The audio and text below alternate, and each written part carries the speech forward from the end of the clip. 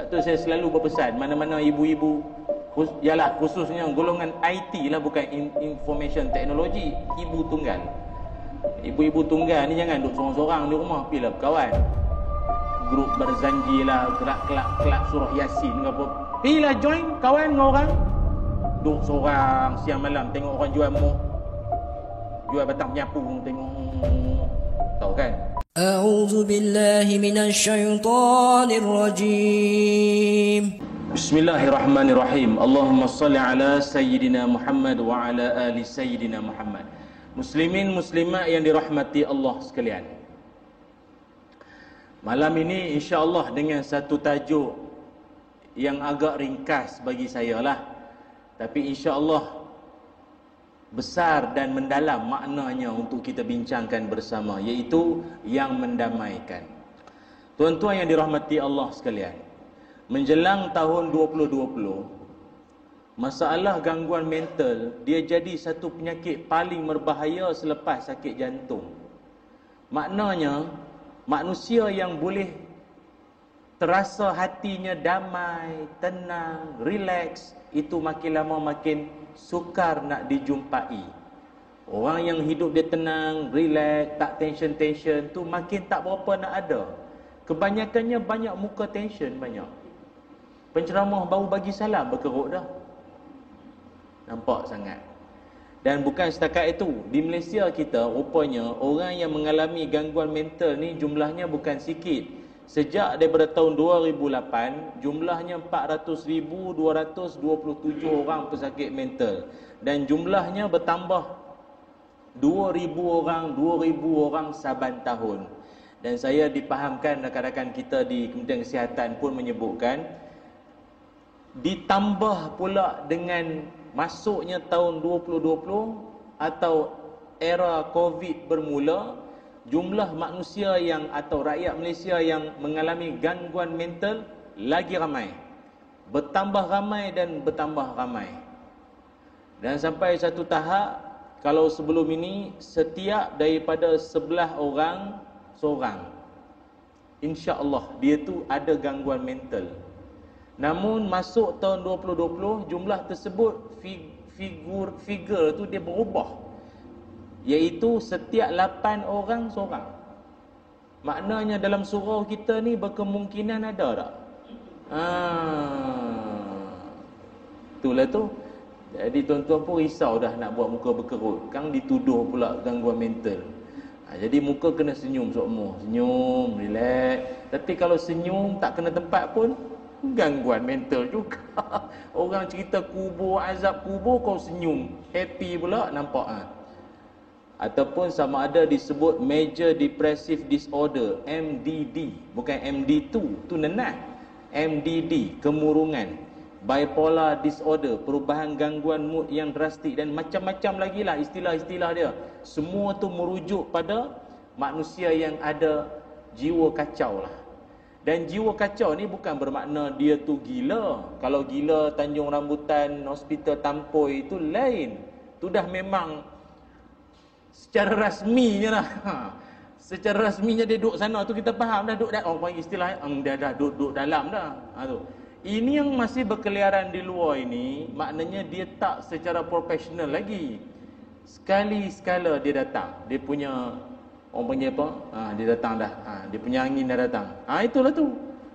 Jadi itu yang kita nak sebutkan di sini, bahawa rupanya akhir zaman nanti ni atau sekarang yang kita sedang berada ini, manusia yang mengalami masalah tekanan, gangguan mental itu jumlahnya makin lama makin bertambah. Sampai bila bermulanya era COVID itu, sampai tahap paling kita tak berapa nak seronok dengar sekali, bunuh diri pun ada. Ramai bunuh diri di kalangan orang-orang Islam kita pun ada.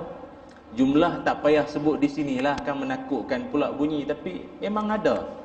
Maknanya seolah-olah tak mampu lagi berfikir secara waras lagi, tak mampu lagi dah. Sebab tu orang Jawa kabarnya waras. Dia mesti waras, dia mesti sihat, sihat akal, sihat jiwa, damai hatinya. Ada satu hadis yang mana Nabi SAW, ketika saya baca ataupun belajar sikit sebanyak tentang hadis ni dulu, tak boleh nak bayang. Macam mana orang putih kata how come Macam mana? Tapi bila saya teliti akan hadis ini, melihatkan suasana semasa, ada benarnya. Nabi kan mana cakap benda merapu. Wa ma yantiqu 'anil hawa in huwa illa wahyun yuha. Yang Nabi cakap tu semuanya wahyu. Apa kata Nabi? La taqumu sa'ah hatta yamurra rajul biqabri rajuli fayaqulu ya laitani makanahu. Nabi SAW bersabda, tidakkan berlaku kiamat. Nabi kata, kiamat takkan berlaku sampai bila? Sampailah akan ada seseorang melintasi lalu di kawasan kubur, dan orang tersebut seolah-olah dia bermonolog. Dialog dua hala. Monolog cakap seorang. Macam tuan-tuan kan, duduk seorang-seorang dan surat, mana ustaz ni? Tu monolog. Cakap seorang-seorang. Tunggu di stesen bas, mana bas ni? Mana ada orang dengar? Tuan-tuan kan cakap seorang, monolog. Jadi orang ini kata Nabi, dia bermonolog. Dia cakap seorang-seorang di kawasan kubur dengan ayatnya apa? Untung semua korang yang dah mati ni Ataupun senang fahamnya, dia seolah kata, untung kalau aku di tempat kalian. Kalaulah aku dapat duduk di tempat kalian kan lagi best, lagi untung. Apa maknanya? Bercita-cita untuk mati berbanding teruskan hidup. Ada tak manusia macam tu? Tuan-tuan, kalau dah hidup penuh dengan tekanan, kalau sebelum ni kan nak bergerak tak boleh, rentas itu tak boleh, harga barang naik, ayam payah dapat, roti canai naik harga, minyak naik. Disebutkan baru-baru ni monkeypox tu tak ada penawar. Monkey bukan chicken pox. Bukan chicken lah, monkeypox tu dikhabarkan setakat ni tak ada penawar. Maknanya sekali kena tu je lah. Habis HFMD kena budak-budak, yang monkey banyak yang kena yang dewasa. Jadi kalau orang yang tension, tekanan, dia kata kalau macam ni punya gaya hidup, baik mati. Baik aku mati, tak payah nak menghadap PKP, tak payah nak menghadap harga barang naik, harga tepung naik, ayam tak ada. Kalau sebelum ni roti habis satu Malaysia kan. Baik aku mati macam ni. Hidup pun tak serupa hidup, terkurung. Betul tak? Jadi bila kita belajar hadis ni, kita seolah-olah macam ada ke orang macam tu? Tak. Bila sampai zamannya, baru kita faham. Oh, ini yang Nabi sebut. Ada orang bercita-cita untuk mati. Tuan-tuan tahu, masa PKP hari tu, berapa ramai kawan-kawan kita terjejas. Pihak Suruhanjaya Syarikat Malaysia, SSM, merekodkan ada 13,445 buah syarikat tempatan ditutup satu persatu sampai November tahun 2020. Dalam setahun 13,000 lebih syarikat orang kita ditutup. Bukan gulung tikar, koyak terus tikar tu. Kalau gulung makna boleh buka balik, dia koyak terus. Habis pekerja semua lari habis, tak boleh nak bayar gaji. Tak mampu dah. Teruk sangat. Kalau dalam industri pelancongan, yang hotel, yang apa tu kan, 30,000 hilang kerja, 10,000 dicutikan tanpa gaji, dan yang lain-lain banyak dipotong gaji. Bos-bos, board of director semua tak ada gaji berapa bulan dah. Dan lain kali jual share, jual saham semua. Kalau macam tu punya jadilah tuan-tuan, ada tak kemungkinan manusia yang akan kata baik mati kalau macam ni? Betul tak? Itulah tu yang kita sebut. Maknanya dia rasa hidup ni dah terlalu menekan, hidup ni dah tertekan sangat, dan dah tak ada jalan lain melainkan yang boleh mendamaikan hati dia, mati. Nak tajuk kita kan yang mendamai. Baik mati. Dia tak tahu cerita selepas mati tu lagi dahsyat. Cara minta mati tu macam amalan banyak sangat dah tu. Jenis subuh pukul 11 pagi minta mati. Elok sikit, taubat dulu. Taubat dulu. Mayang tak pernah, mayang raya mujur. Jangan. Kecuali kalau ada orang yang memang hidup dia ni Sakit, kronik, kritikal yang melampau sangat, tak boleh nak buat apa dah, tu cerita lain. Tuan-tuan pernah jumpa kan orang yang terlantar sakit, yang sakitnya itu dah memang, kata doktor, kalau ikutkan adat lah, pengalaman saya lah, macam ni punya gaya punya sakit, 2 bulan paling lama lah. 2 bulan paling lama lah. Dan dia yang terlantar sakit tu pun, dia dah mula rasa macam dia tu menyusahkan dah.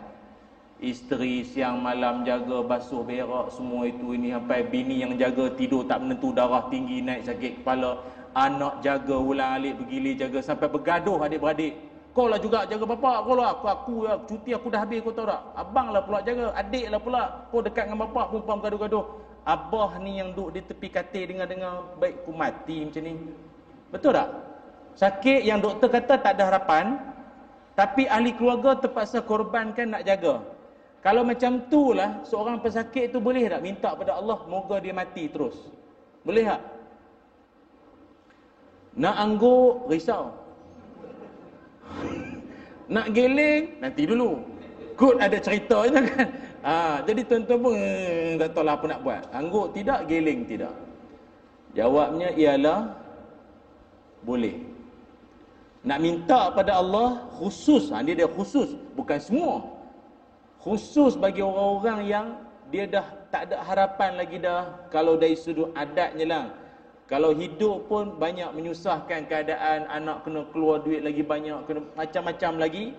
Kalau dia nak minta pada Allah moga dia mati untuk tidak menyusahkan lagi orang hidup, boleh, syarat. Dia ada syarat, bukan boleh minta macam tu lah. Kan? Setakat kalau mari surau, tengok untuk imam satu pun tak ada ni, nampak gaya aku je lagi ni jadi imam ni. Ya Allah, matikanlah aku sekarang, ya Allah. Janganlah macam tu. Minta mati terus. Relax lu, mati je jadi makmum. Nyoroklah dalam tandas, benda takkan tak pernah buat. Nyoroklah tandas perempuan pun ada. Nyoroklah sekejap. Kan, benda boleh adjust. Takut sangat jadi imam tu. Jadinya, kalau nak minta pada Allah agar mati, ya, dengan syarat. Ada cara dia. Doa dia begini. Tuan-tuan nak rakam-rakam lah. Aku nak minta dengan. Doanya ialah Bismillahirrahmanirrahim. Allahumma ahini ma kanatil hayatu khairan li wa tawaffani iza kanatil wafatu khairan li.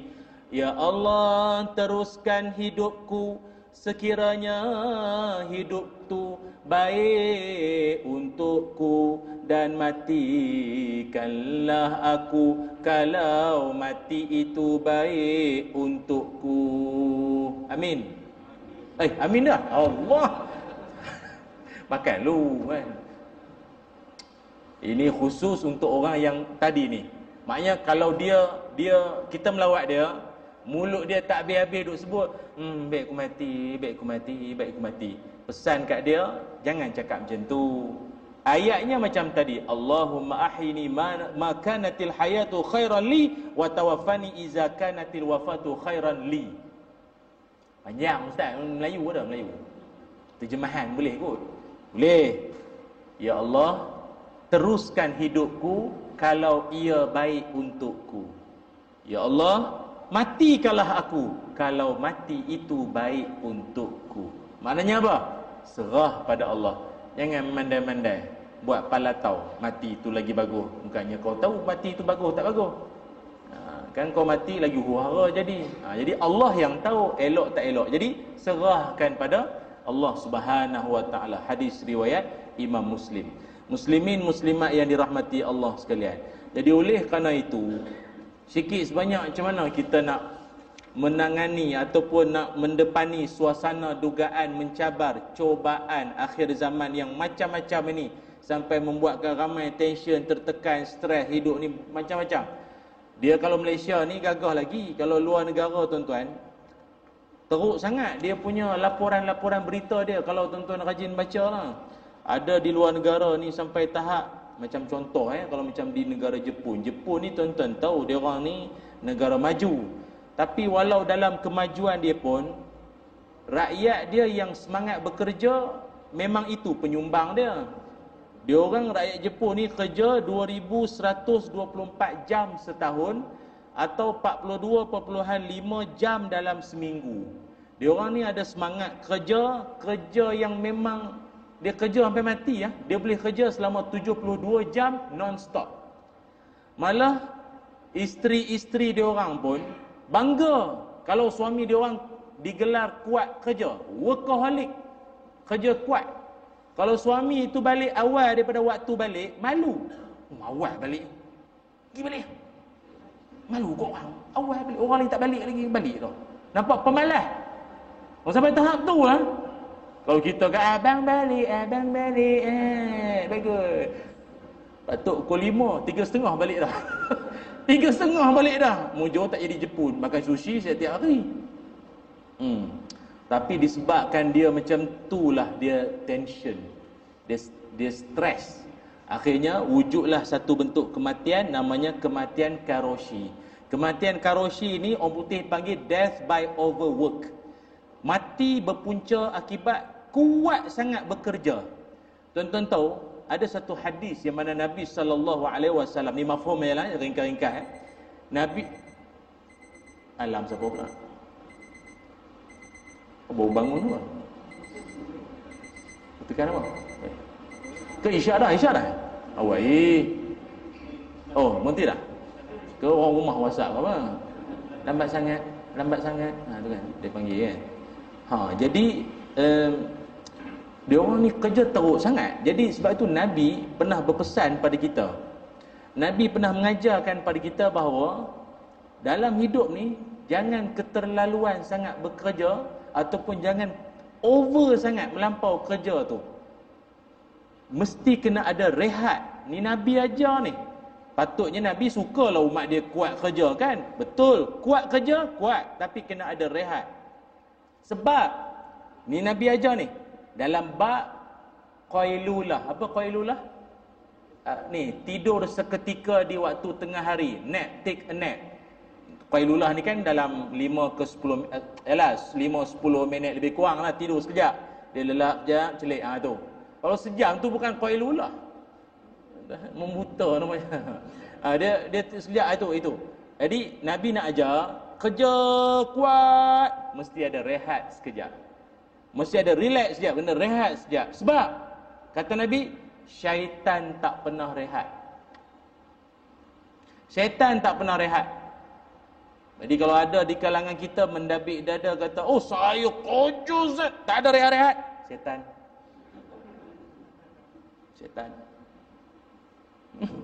Syaitan tak rehat. Tuan-tuan pernah tengok syaitan rehat? Dia tak pernah rehat. Dia takkan rehat. Jadi kalau tuan-tuan kerja sampai tak ada rehat, syaitan. Kasar tak? Nak buat macam mana? Dah itu maksud dia, kau tak faham ke? Kerja sampai tak ingat surau, tak ingat masjid, mengaji, belajar, keluarga, masyarakat, kenduri, orang meninggal, jiran sakit, tak peduli langsung. Jadi apa ni? Itulah tu dah, jangan banyak kali ingat. Kan? Jadi oleh kerana itu, kalau melampau sangat pun akhirnya akan menjadikan kita ni tension, tak tentu arah nanti. Maka Nabi SAW mengajarkan ada beberapa amalan-amalan agar kita ini jangan sampai teruk sekali sampai membunuh diri. Semua orang bunuh diri ni dahsyat. Dalam satu hadis Nabi pernah sebut, man qatala nafsahu bi syai'in fid dunya uzziba bihi yaumal qiyamah. Siapa-siapa yang membunuh dirinya dengan sesuatu, maka dia nanti akan diazab dengan sesuatu yang dia guna untuk dia mati itu. Dia mati secara terjun, maka dia akan terjun dalam neraka khalidan mukhalladan fiha abada, selama-lamanya. Terjun dalam neraka, naik balik, terjun dalam neraka, naik balik, sampai bila-bila. Tuhan marah sangat. Kau seolah-olah mendahului takdir. Aku dah tentu dah ajal kau mati. Sibuk nak kan? Awal pada masanya lagi dah tension sikit dah macam-macam jadi. Kalau mati tikam cucuk, menikamlah dia seorang-seorang dalam neraka nanti tak tahu sampai bila nanti. Na'udzubillah min zalik. Jadi oleh kerana itu, macam mana agak kita nak menangani isu macam-macam tekanan, tension akhir zaman, banyak dugaan berlaku pada kita ini. Kita kongsikan beberapa amalan untuk tuan-tuan buat pedoman bersama. Yang pertama, oh maaf, sebelum tu saya nak wawarkan juga buat penonton-penonton di Facebook ya. Bagi anda yang juga tuan-tuan jugalah yang ada di sini, kalau ada yang masih lagi belum menyertai ibadah kurban, bolehlah menerusi Yayasan Budi Ehsan Malaysia yang akan melaksanakan ibadah kurban di luar negara dan juga di dalam negara. Itu istimewanya lah dengan YBIM ini. Luar negara pun dia, dalam negara pun kita buat sama-sama juga. Nombor ada di skrin di bawah ini untuk anda hubungi insya-Allah, atau boleh scan kod QR tu ya. Baik, muslimin muslimat sekalian, pertama sekali, yang pertama, ulama ajar kita cara untuk redakan stres, tekanan, tension ini. Pertama, hayatilah sirah perjuangan hidup Nabi SAW. Dia dalam hidup ni, kalau kita dengar kisah-kisah perjuangan Nabi ni, sikit sebanyak hati tu dia berasa, kalau tak tension sangat, dia relax sikit, dia rasa tenang sikit. Oh, Nabi lagi teruk. Nabi lagi teruk. Kalau ada dalam kalangan kita hidupnya berasa tension sebab kematian orang tersayang dalam hidup dia, pas seorang-seorang meninggal, yang abahnya Covid, yang anaknya meninggal, kemalangan yang meninggi, mak meninggal sakit, meninggal patuk ular ni. Ya Allah, pasal apa aku ni bertimpa-timpa Lepas aku ni tension. Sabar. Nabi SAW juga tidak terlepas daripada ujian yang macam tu. Nabi kehilangan orang tersayang bukan setakat isteri dan pak saudara, paman tu. Lebih lagi bapa dan ibunda Nabi kan, daripada kecil ni. Kecil-kecil lagi bapa dah tak ada. Lahir pun sekejap dengan mak meninggal. Sempat dengan atuk meninggal. Sempat dengan paman dia, pak saudara dia pun meninggal. Sempat dengan isteri meninggal. Dapat anak pun meninggal. Tuan-tuan tahu kan, anak-anak Nabi kebanyakannya meninggal kecil atau usia muda. Zainab sekitar pada tahun 8 Hijrah. Al-Qasim meninggal tak sampai setahun. Baby lagi, dengan keletah dia, dengan ragam dia tu, meninggal di saat kita tengah duk syok main. Allah. Ruqayyah meninggal usia muda juga, 24 tahun. Ummi Kalsum 28 tahun. Abdullah kurang daripada setahun. Ibrahim 2 tahun. Kebanyakan anak-anak Nabi meninggal, wafat kecil-kecil. Fatimah wafat betul-betul lepas Nabi meninggal dunia. Tak lama lepas tu, beberapa bulan selepas tu, baru Fatimah pun wafat, meninggal dunia. Tapi yang lain-lain tu meninggal kecil-kecil. Bayangkanlah bapa yang mandikan jenazah anak. Seorang. Tak ada rasa macam apa-apa ke dalam hati. Kan? Allah sayang ke aku, tapi orang yang aku sayang ni seorang-seorang pergi ni. Apa cerita ni? Kalau nak ikutkan tension, Nabi terlebih dahulu boleh tension, boleh pada kita lagi dah. Ni batu apa yang berlaku pada Nabi ni seolah jadi buah semangat untuk kita. Itu je nak ajar. Kalau ada dalam kalangan kita kata, teruknya aku kena sakit tu, hari tu Covid, lepas tu ada pula kena ni sakit tu HFMD lah, apa kena saya demam, sakit muntah apa itu. Relax tuan-tuan. Nabi SAW pernah tak sepanjang hayat Nabi diuji dengan sakit? Nabi pernah tak diuji dengan sakit? Orang kata gering. Nabi pernah mengalami gering tak dalam kehidupan baginda? Kalau ada orang kata Nabi sepanjang hayat sampai wafat tak pernah sekali pun sakit, kita minta maaf, salah kenyataan gitu. Nabi pernah. Allah izin Nabi pernah sakit. Sakitnya Nabi macam mana? Diceritakan oleh Ibnu Mas'ud radhiyallahu an, yang mana pada waktu itu dia sendiri pegang tubuh Nabi dan dia kata la tu'aqu wiq'an syadidan. Dia kata, ya Rasul, panasnya badanmu ya Rasulullah, badanmu panas. Panas sungguh ni badanmu ya Rasulullah. Zaman tak ada termometer kan masa tu. Nak agak panas-panasnya, panas, memang panas. Lalu apa jawab Nabi? Ajal. Saya ringkas-ringkaslah ya ayat ni. Nabi sebut, anni u'aku kama yu'aku rajulani minkum. Ya, of course.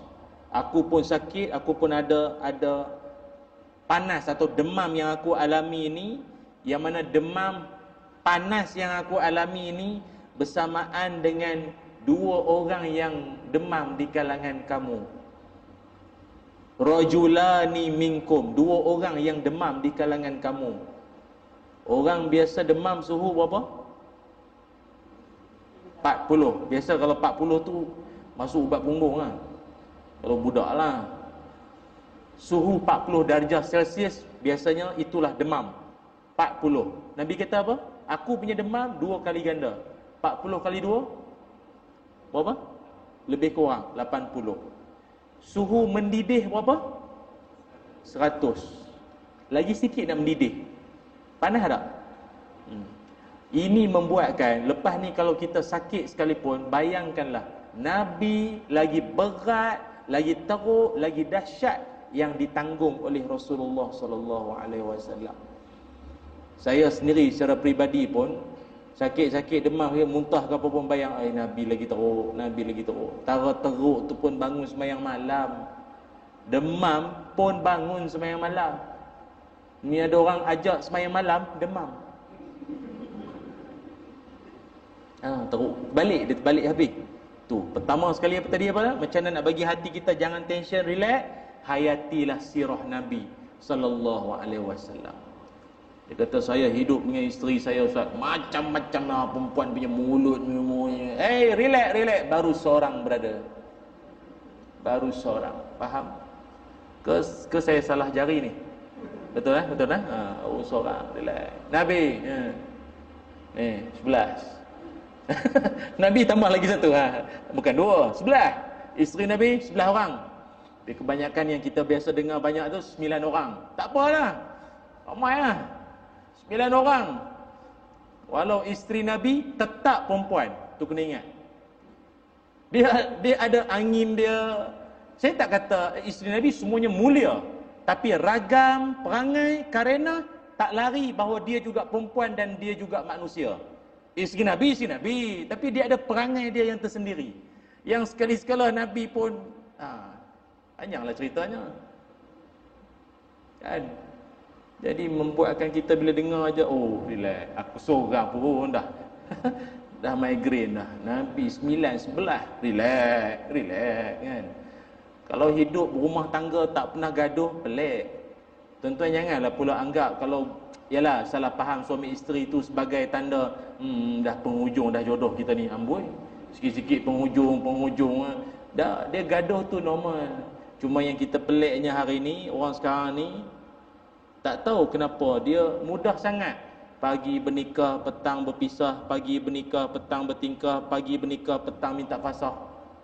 Sekejap sangat. Kita yang hadir kahwin dia tu, akad nikah dia, dah naik turun mahkamah dah ni, pejabat kamu ada ulang pakai spek hitam. Macam tu kan, gaduh je spek hitam. Masuk surat khabar muka depan, tidak lagi sebumbung. Tu dia. Kami tidak sepahaman. Nabi walau macam mana sekalipun ada onak ranjau duri dalam rumah tangga, steady ya. Dan ingat tuan-tuan, kalau ada orang kata saya tak pernah gaduh, poyo. Suami isteri kata saya sekali tak pernah gaduh dengan isteri saya, menipu. Gaduh itu normal. Orang tua-tua kita dulu gaduh tak? Itu pun bersusun anak 8, 9, 10 tuan-tuan. Relax, bahagia kan? Pasal dia pandai gelecek. Budak sekarang banyak lurus, dia banyak pembaris. Budak-budak sekarang banyak pembaris sangat. Main bola mana ada orang sepak terus sampai gol. Nanti dulu dia mesti mau gelecek. Faham tak gelecek? Gelecek, jatuh, buat-buat aduh. Dia mesti ada. Tu yang Piramli buat cerita. Mula-mula tempek tutup sini, esok tutup sini, lah dia pun lupa tempek mana mata cik. Tuan-tuan tak tengok ke cerita tu? Tak tengok pula. Tu betul. Dia kena ada drama sikit. Tapi hujungnya bahagia tu. Saja orang tua-tua kita dulu. Dia ada resepi lah. Budak sekarang straight sangat. Pandai-pandailah patutnya. Dah straight sangat. Habis jadi. Jadi kalau sekat gaduh-gaduh itu normal sebenarnya. Saya tak pernah jumpa lagi ada orang kata alhamdulillah ustaz sekali tak pernah bergaduh 10-15 tahun. Kalau saya gaduh pun saya geram dengan suami saya kata abang bodoh. Tu je lah. Lelaki siapa kena gerak ni balas balik, awak pun bangang tu. Tak ada, tak sihat macam tu. Itu ingat ya. Jadi pertama sekali, hayatilah kehidupan sirah Nabi sallallahu alaihi wasallam. Satu. Yang keduanya, Kang Isyak beritahu dah masuk dah bang? Belum lagi Isyak beritahu Yang keduanya adalah yang keduanya kata para alim ulama, untuk nak meredakan kalau hidup ni tension tertekan, mendamaikan jiwa kita ini bagaimana? Keduanya, jangan lupa untuk memperbanyakkan berdoa pada Allah Subhanahu Wa Taala, iaitu doa untuk elak stres. Dia ada doa dia, yang mana doa itu merupakan rangkuman kepada 8 perkara minta berlindung pada Allah Subhanahu Wa Taala. Sehingga doa ni pun tuan-tuan dah biasa bacalah, tu imam baca, tuan-tuan amin selalu dah. Doanya apa? Kita baca ramai-ramai. Allahumma inna na'udzubika minal hammi wal hazan, wa na'udzubika minal ajzi wal kasal, wa na'udzubika min wa qahrir rijal. Dalam doa tu, tuan-tuan tahu tak? Awal-awal ayat dia apa dia? Hammi sama hazan. Hammi dengan hazan ni, inilah dua penyakit jiwa kebanyakan orang kena. Apa dia dua penyakit jiwa tu? Pertama hammi, kedua hazan. Agak-agak dalam surau kita ini, tuan-tuan yang mana? InsyaAllah ada. Hak cakap pun sama. Tak hammi, hazan. Jadi kalau tak hammi ke hazan, kita dengarlah azan. Ya, kita bagilah laluan azan isyak dulu tuan-tuan boleh ya? Kan azan kan? Azan dulu ya. Dan kita akan sambung lagi selepas ini, dan jangan ke mana-mana. Alhamdulillah, muslimin muslimat yang dirahmati Allah sekalian. Kembali kita menyambung sembang-sembang kita berkaitan tentang tajuknya yang mendamaikan, gitu ya. Yang keduanya tadi apa? Iaitu memperbanyakkan doa pada Allah.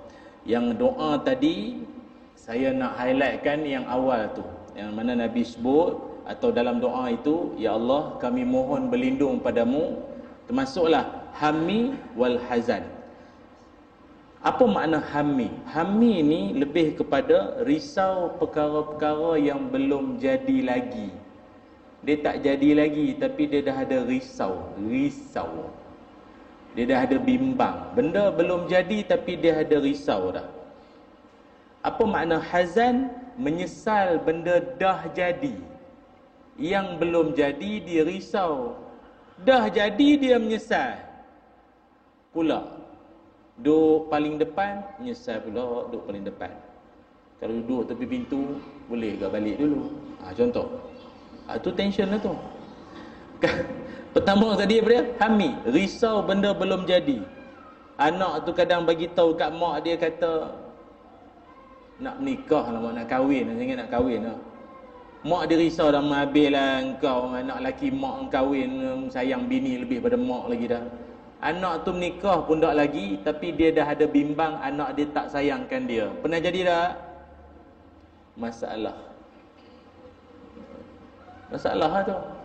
Ramai orang terperangkap dalam hidup sebab itulah tu. Benda belum jadi yang bimbang pasal apa? Kalau kita rancang elok-elok, kita betul-betul doa pada Allah, tawakal betul-betul, insya-Allah, tu saja. Kadang kita nak buat program ni pun bukan tak ada risau takut tak ada orang. Kan buat program syok sendiri, banner terpampang dah, penceramah pun edit elok gambar.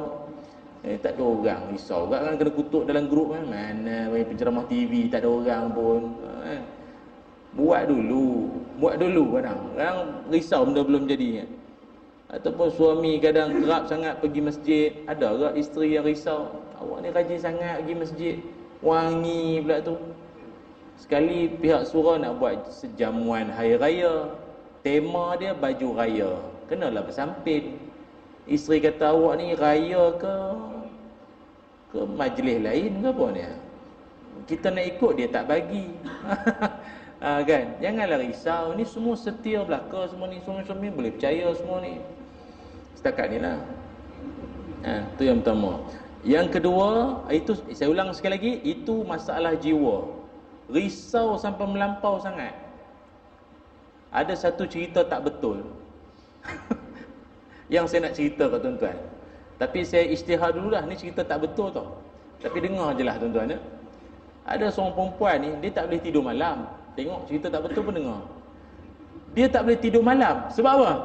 Dia duk membayangkan penyamun masuk rumah. Lagi-lagi bunyi krak krak krak krak. Penyamun ni. Penyamun lah. Penyamun mana anak balik tuition. Lewat malam balik. Penyamun. Benda tu berlarutan lama. Sampai dia ni jadi orang masalah tak boleh tidur malam. Kena makan ubat baru boleh. Tak boleh tidur kot. Dia risau sangat. Sampai suami dia pun tension dah. Sikit ada penyamun. Dia risau sangat. Sampailah satu malam suami dia turun nak minum air. Rumah 2 tingkat. Turun nak minum air. Betul-betul penyamun dah ada di ruang tamu dah. Jadi penyamun tu buat kerja dia lah. Ambil barang apa patut. Suami dia kata, penyamun dah? Oh, saya penyamun. Oh. Jom jumpa orang rumah saya ajak, isteri saya. Pasal apa pula? Tak pernah pula orang ajak bersilaturahim pula dengan isteri pun ni. Jom lah, ikut je lah. Jom. Tapi saya nak curi lagi ni. Nanti lu, jom lu. Pergi jumpa isteri dia. Yang ni, penyamun ni. Oh, penyamun. Baru masuk. Dah lah. Penyamun tu tak faham. Bang, nak tanya sikit lah bang. Kak, ni apa ni? Apa nak perangkap saya report balai ke apa ni? Dah, isteri saya ni, dia dah bertahun-tahun saya menikah dengan dia, tidur tak boleh nak tidur pasal duk bayang penyamun masuk. Jadi malam ni awak betul-betul masuk, saya ingat baru dia boleh tidur. Jadi terima kasihlah cik penyamun ya. Cerita tak betul. Apa nak sebut? Tak mustahil tau. Benda yang selalu dirisaukan betul-betul jadi. Dia macam doa kan? Bukanlah kata doa sangat, tapi benda tu duk bermain sangat, jadi sungguh baru tahu. Dan saya ingat tuan-tuan pun banyak pengalaman. Pernah kan? Benda yang bimbang tu yang jadi. Pernah tak? Jadi janganlah bimbang sangat. Relax saja. Serah pada Allah ya. Risau suami cari lain, cari sungguh tahu. Jangan. Jaga yang ada elok-elok ni. Suami-suami kan payah sangat jaga. Sekian dimaklumkan, tu je lah. Dia tak ada berlebih. Kan? Tu. Yang kedua, tengok. Yang kedua, penyakit jiwa yang kedua dalam doa tadi, al-hazan. Apa makna hazan? Menyesal perkara yang sudah pun jadi. Benda dah jadi, duk menyesal. Menyesal aku kerja kat sini. Menyesal aku kahwin dengan dia. Menyesal pun anak dah 6. Menyesal. Dia menyesal tu. Kalau tak ada anak tu lain cerita. Anak dah 6. Menyesal apa? Menyesal kahwin dengan dia. Menyesal lantik dia jadi pengurusi surau. Menyesal. Menyesal bagi idea. Lalah aku juga kena buat. Kan ada orang macam tu. Dalam mesyuarat dia yang usul idea. Sekali elok lah Haji yang bagi idea tadi. Boleh buat kot. Aduh menyesal. Saya bagi cadangan je. Tak, yang bagi cadangan tu biasa ada pengalaman. Buat lah. Menyesal pula. Aku tahu aku tak cakap tadi. Tu yang lalah dalam mesyuarat tu banyak senyap tu. Cakap lebih-lebih kan aku yang kena. Lebih diam. Menyesal ni lebih kepada, hazan ni lebih kepada menyesal benda dah jadi. Sebab itu tuan-tuan hati-hati. Setan ni dia paling berkeupayaan, berkelebihan sangat untuk dia nak hasut orang supaya menyesal benda-benda yang dah jadi ni. Nama setan, dia syaitan ni dia ada portfolio dia. Dia ada apa panggil job scope. Macam contoh yang kacau rumah tangga bagi bercerai, berai, bergaduh, berperang tu apa? Dasim. Tu nama dia, Dasim. Lagi apa ni, Allahumma salli ala sayyidina Muhammad, yang kacau maknanya untuk orang yang tengah dalam tension ni, tekanan ni, dia bagi lagi serabut, dia bagi itulah dia secara bisikkan lah, dia tak cakap lari kita, dia bisik dalam hati kita. Itu nama syaitan tersebut dikenali sebagai syaitan tabr. Nama dia tabr.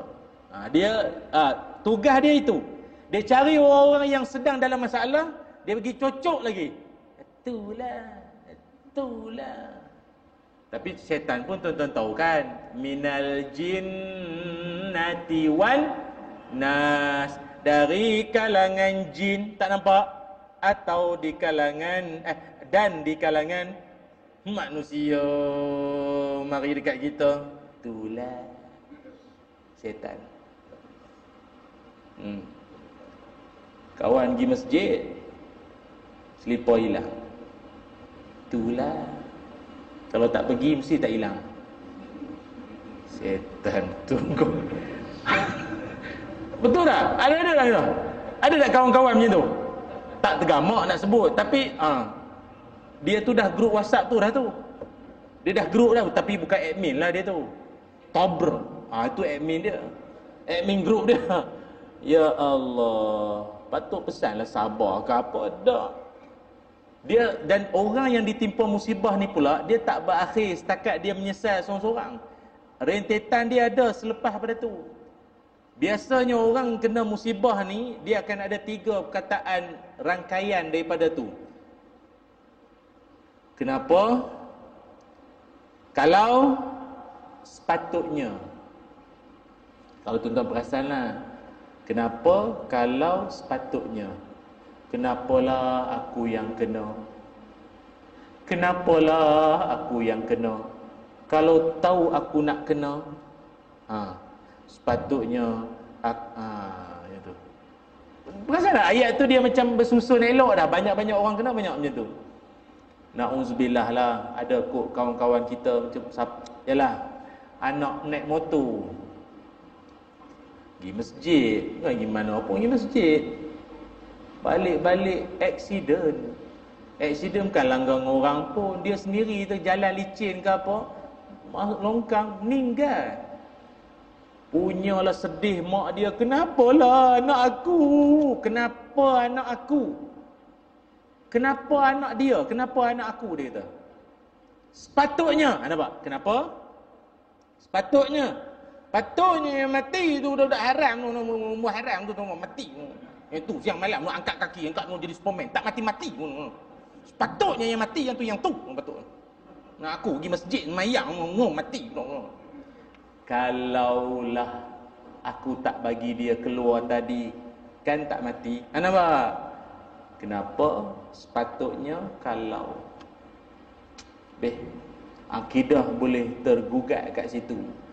Sebab itu Nabi SAW sebut dalam hadis, wa in asabaka syai'un fala taqul law anni fa'altu kana kaza wa kaza.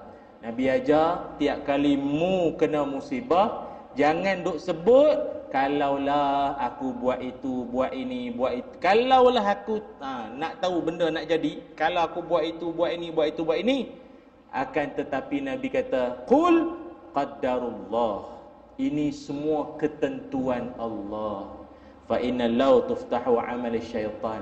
Siapa cakap kalau di sebalik musibah tu, maka ia membuka pintu syaitan nak lebih menggoreng lagi dalam jiwa kita. Itulah aku dah cakap lama aku tak dengar semayang lagi. Kau semayang tak semayang sama memang lagi dah. Itu Nabi ajar kita. Jangan lupa kalau-kalau. Jadilah apa nak buat. Sebut apa tadi? Qaddarullah. Ini semua ketentuan Allah. Tu je. Ketentuan Allah. Kereta saya berapa kali aksiden? Ketentuan Allah. Selipar saya berapa kali hilang? Ketentuan Allah. Tapi malam ni warna hijau. Jangan ambil tau. Tak larat lah. Ketentuan Allah. Itu saja ya. Nak beritahu yang tu tapi kena lapik sikit. Tu.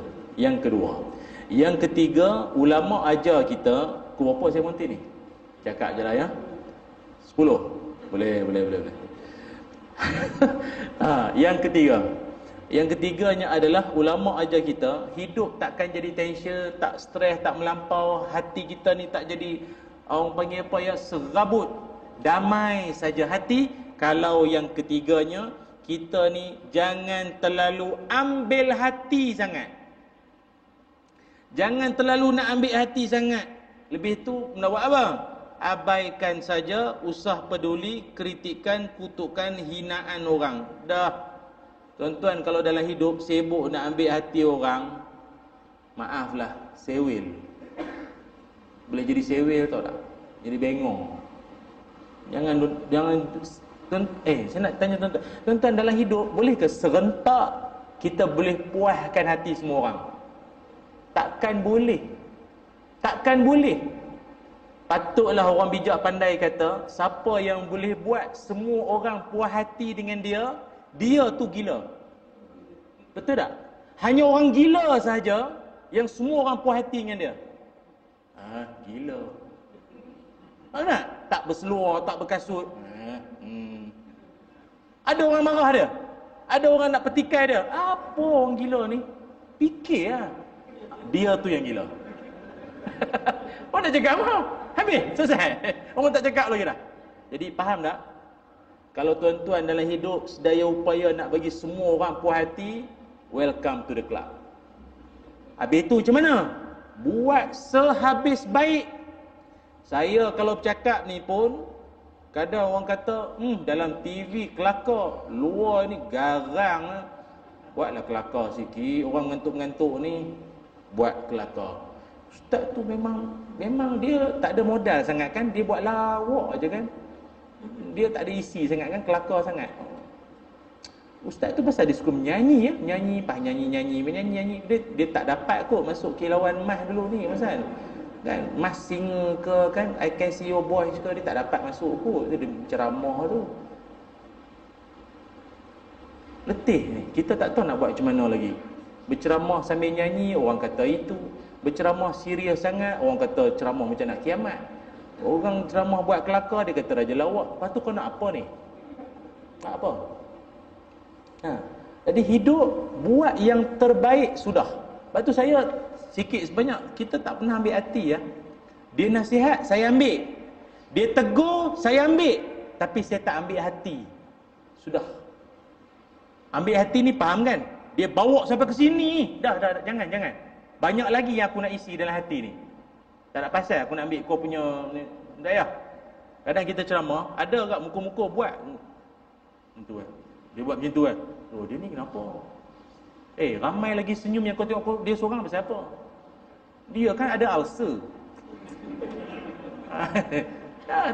Tak payah nak tension. Relax. Buat sehabis baik tu saja. Orang nak cakap tu mulut orang tu saja. Ada seorang tu, dia nak buka kedai. Jadi dia pun orang baru di situ. Jadi dia pun berkenal-kenalan, berkawan dengan orang situ. Jadi dia pun nak buka kedai. Kedai dia pula jual ikan. Bukan apa sangatlah runcit ke apa tak. Dia jual ikan semata. Sayur tak ada apa tak. Ikan saja. Jadi nak bagi orang kenal dia pun buatlah signboard. Signboard tu dia tulis apa? Di sini menjual ikan segar. Di sini menjual ikan segar. Maknanya kalau tak signboard ke, mungkin kain rentang ke begitulah kan. Di sini menjual ikan segar. Okey. Jadi banyak orang lalu lalang nampaklah, ada orang jual ikan segar di situ. Okey. Mari satu orang. Cik, pelanggan pertama saya. Sila-sila nak beli ikan ke apa? Tak. Saya tak nak beli ikan, tapi saya nak tegur sikit. Tegur? Ada yang tak kena ni dengan tulisan ni. Kenapa tulis di sini menjual ikan segar? Sebab saya daripada jauh saya nampak di sana. Saya daripada hujung sana saya nampak di sana. Yang di sini tu cik seorang tokey. Saya dari jauh nampak di sana. Jadi sepatutnya tulis di sana. Yang di sini ni cik seorang je tokey. Kata tokey tu ya tak ya kot. Dia pun padam perkataan di sini. Maka yang tinggal di situ hanyalah menjual ikan segar. Okey. Mari pula orang lain.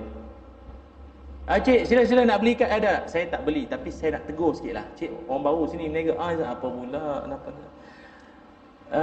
Kenapa tulis menjual ini semua ni memang kedai semua ni. Semua orang meniaga, mana ada muzium. Ini bukan pameran, ini memang jual. Kami tahu, apa ingat kami orang kampung tak tahu, ini jual. Tak payahlah tulis menjual ikan segar. Ini semua mesti jual kan? Tak payahlah tulis menjual. Habis tu, yang kelapa, yang santan, semua tu jual. Tak payahlah tulis menjual. Apa ingat awak seorang jual sini? Padam perkataan menjual. Maka yang tinggal, ikan segar. Mari pula orang lain. Cik, nak beli cik? Ada. Saya nak tegur. Apa lagi? Cik, tak payahlah tulis ikan segar. Kalau nak mengaku segar, semua orang boleh mengaku segar. Semua boleh, tak payahlah tulis segar. Tak payah tulis segar.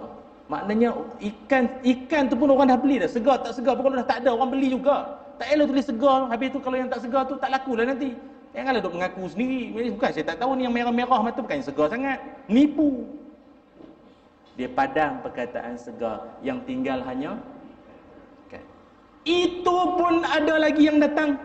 Maaf, baru berniaga sini ke? Saya baru berniaga sini, cik nak beli. Saya tak beli. Tapi ingat, kami orang kampung bukan bodoh tau. Takkanlah kami tak tahu beza arnab dengan ikan. Tak payahlah ketul ikan di situ tulis. Tak payahlah tulis ikan. Apa? Ingat kami tak tahu ni arnab ke ikan? Tak payahlah tulis ikan. Kami tahulah ini ikan. Bau daripada jauh pun bau hanya ikan. Tahu. Lah tak ada satu pun signboard. Bila tak ada, orang pun tak tahu situ jual. Padat. Betul tak? Apa pelajaran dia? Hidup nak dengar cakap semua orang apa benda tak jadi. Sebab tu saya mana-mana pun tak kira lah pengurusi persatuan ke, pengurusi mana pihak sekalipun, persatuan ke apa, jangan duk buka sangat. Nak buka pandangan, cadangan boleh, tapi jangan sampai kita tak ada keputusan. Nak terima semua kan, lalah tak buat sampai sudah. Jangan macam tu. Sebab tu kita lantik dia sebagai pengurusi kita. Sebab tu kita lantik dia sebagai ketua kita. Sebab dia yang akan buat keputusan. Kalau semua nak dengar cakap semua, siapa nak? Tak jalan lah kerja. Dan bila dia dah buat keputusan, kita kena aku lah. Kita yang pilih dia kan? Kenapa? Macam nak PRU ke apa ni? Kan? Cara cakap tu kan? Mungkinlah kot. Itu je lah. Pilih kan? Itu je. Allahu Akbar. Itu. Jadi oleh kerana itu, jangan duk tension, jangan duk stres. Caranya apa? Jangan ambil hati sangat. Itu saja. Itu saja. Relax. Buat relax je. Itu yang keberapa? Yang ketiga. Yang keempat, agar hidup bahagia, hidupmu tenang, hidup kita ni damai, sebaik-baiknya adalah iaitu dengan menjaga hubungan sesama kita manusia. Jaga hubungan kita sesama manusia. Apa maknanya? Dalam satu hadis Nabi SAW mengajarkan, al-mu'minul ladzi yukhalitun nas wa yasbiru ala azahum. Nabi kata mukmin yang bagus. Ni Nabi sebut ni. Mukmin yang bagus tu siapa? Mukmin yang bagus. Mukmin yang bercampur, bergaul dengan masyarakat. Dan bukan setakat dia bercampur bergaul saja, wa yasbiru ala azahum, dan dia boleh bersabar dengan macam-macam ini, mulut lah ni, belakang cakap ni, orang grup WhatsApp lah semua ni, dia boleh sabar. Itu lagi bagus daripada mukmin bergaul dengan orang pun tidak dan tak boleh bersabar dengan kerenah orang ramai.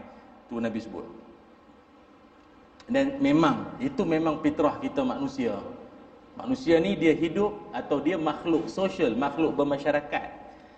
Kita ni tuan-tuan kalau nak hidup ni ceria, bergaul lah dengan orang. Duk seorang-seorang nanti ni senang nak tension. Sebab tu saya selalu berpesan, mana-mana ibu-ibu, khususnya golongan IT lah, bukan information technology, ibu tunggal. Ibu-ibu tunggal ni jangan duk seorang-seorang di rumah, pergilah kawan. Grup berzanji lah, gerak kelak surah Yasin ke apa, pergilah join kawan dengan orang. Duk seorang siang malam tengok orang jual mok, jual batang penyapu, tengok. Tahu kan? Sekarang kan banyak rancangan di TV tu jual periuk siang malam. Tak sebutlah rancangan mana, tapi tengok tu cerita. Lepas tu marilah sekali-sekala drama pula. Menantuku hantu, elok. Lepas tu mulut macam menantu aku, sama. Hidup tak kawan dengan orang, tu jadi diserabut. Kawan, jumpa ramai orang, walau hidup rasa macam tension, jumpa orang yang hidup dia lagi tension, aku okey lah. Anak aku walau macam tu pun kurang-kurang dia kirim duit. Kawan aku anak dah lah tak kirim duit, kirim salam pun tak, kirim duit buat apa pun tak ada. Wala salam wala kalam ni. Anak aku ni walau tak balik pun dia kirim duit. Kan? Tapi kalau jenis tak bergaul dengan orang, kita pun tak tahu cerita orang luar tu apa. Lepas tu bagus. mari surau, mari masjid, berkenal-kenalan sesama kita, bertukar-tukar cerita, hati kita jadi relax. Kita akan jadi seronok. Kita rasa kita lah hidup paling terbeban. Tak, ada orang lagi susah hidup dia. Sikit sebanyak dia jadi hati kita kembali tenang. Wallahu a'lam. Cukuplah setakat ni jelah sembang-sembang kita malam ni tuan-tuan.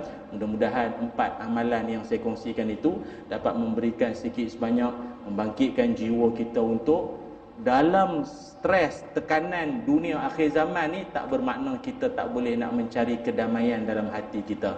Allah senantiasa bersama-sama dengan orang yang bersabar, insya-Allah. Bismillahirrahmanirrahim. Allahumma salli ala sayyidina Muhammad wa ala ali sayyidina Muhammad. Allahumma inna nas'aluka ilman nafi'a wa rizqan tayyiba wa amalan mutaqabbala. Allahumma akfina bihalalika an haramik wa aghnina bifadlika amman siwak. Allahumma aghnina bil ilmi wa zayyinna bil hilmi wa akrimna bit taqwa wa jammilna bil afiyah. Ya Allah, ampunkan dosa kami, ampunkan dosa ibu ayah kami. Kurniakanlah kami ketenangan, kelapangan jiwa kami, ya Allah. Walau dalam ujian kami yang banyak, dalam keluarga, dalam masyarakat, ujian kesihatan, namun pada itu, ya Allah, berikanlah ketenangan dan damai di hati kami saat kami mencecahkan dahi kami sujud menyembah-Mu, ya Allah.